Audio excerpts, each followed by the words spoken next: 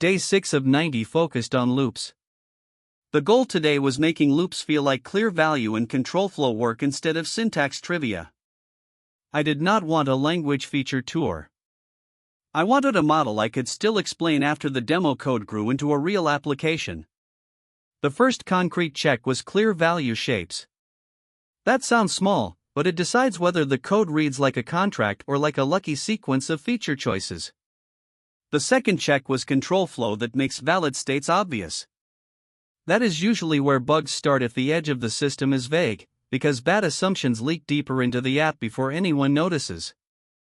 The third check was small functions with one reason to change. Once that was visible, make values, vectors, and strings say one clear thing about the data they represent. That is what made the lesson feel reusable instead of tied to one tutorial example. The implementation only started to feel solid once used control flow and function boundaries to make valid transitions obvious. In C++, that usually means the types, ownership rules, and build choices all need to agree about who owns each decision. I kept returning to one more rule: prefer small explicit data shapes over clever abstractions that hide the real meaning. That is the part that shortens debugging because the code tells you where to look instead of forcing you to reconstruct the intent from scratch. The predictable mistakes were using broad or vague types until the data model stops explaining itself and writing control flow that technically works but hides which states are actually valid. They look different on the surface, but both come from letting convenience win over clarity. So my recap for day 6 is simple: making loops feel like clear value and control flow work instead of syntax trivia.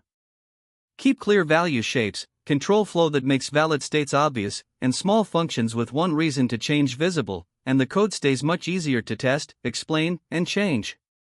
One reason I keep drilling these days is that production changes usually alter the surface area, not the core contract. If the contract is clear, the refactor stays local instead of infecting the whole project, and that is a much better place to be when release pressure shows up. That is especially true in C++, where templates, headers, allocators, and threading primitives can all make the code look more connected than it should be. Clear ownership prevents the drift and gives you a much smaller search space the first time something breaks. A lot of debugging time disappears when the request path, thread handoff, or ownership path is obvious from the structure. The language helps, but only if the design is honest and the boundary is visible in naming, types, and flow. My test is simple: could I explain this same design tomorrow with a different example and still keep the same reasoning? If yes, the lesson probably landed for real. If not, I probably memorized a recipe instead of understanding the trade-off. I also ask where the next teammate would hesitate. That question usually points at the first boundary that is still implied instead of stated, and cleaning that up early is almost always cheaper than doing it after 2 more features land on top of it. When the code is shaped well, the types, functions, tests, and diagnostics tell the same story. When they do not, the mismatch shows up in review before it shows up in production, which is exactly where I want the correction to happen. That is why I keep practicing with one concrete path at a time. A small path is enough to reveal whether I understand the design or only recognize the tooling around it, and that is a much better signal than just getting the sample app to run once. The pattern I am looking for is repeatability. If I can take the same boundary, reuse it in a slightly different context, and still trust the behavior, then I know the lesson moved from recognition into working engineering judgment. That is also why these daily rewrites matter.